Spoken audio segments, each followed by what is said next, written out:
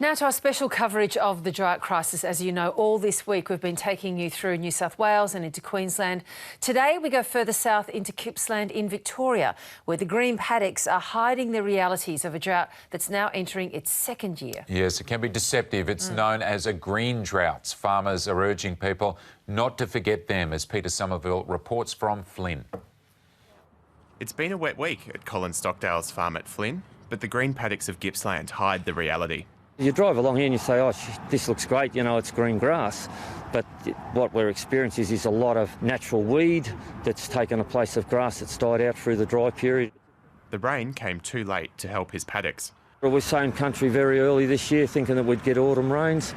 Hasn't happened, seeds sat there and we've got a green tinge. His situation is not unique. Colin is also a stock agent and says farmers across the region are being forced to buy in feed for their cattle. It's taking a huge toll on their bottom line. Clients in general are struggling. They're struggling for feed. They've bought in a lot of fodder because our spring didn't give us a great fodder crop. We only got probably a third of what we usually would need.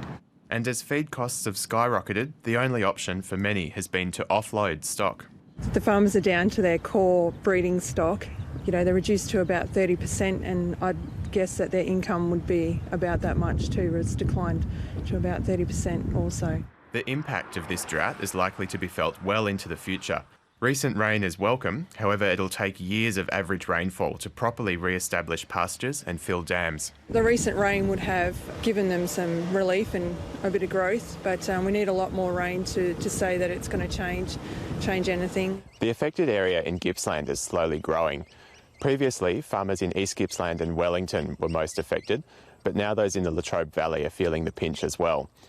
There's been a slight improvement in conditions for farmers further east from here, but that's not to say they're out of the woods. Groups like the Hayfield Lions Club are doing what they can to help through programs like their feed drive, but even that has proved to be difficult.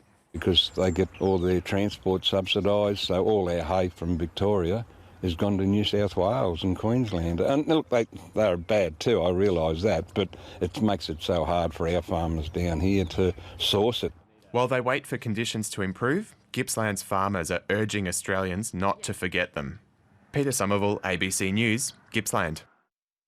Yes, it's a good reminder, isn't it? Don't be confused by those green paddocks there. To find out how you can help in this drought crisis, you can head to abc.net.au/news/drought. And we've had the best coverage this week. Michael will be joining us from Condobolin this morning. And he's been to Dubbo as well. So That's right. Last stop of what's been a terrific week-long portrait for you of the lived reality of fellow Australians trying to deal with this long-running drought.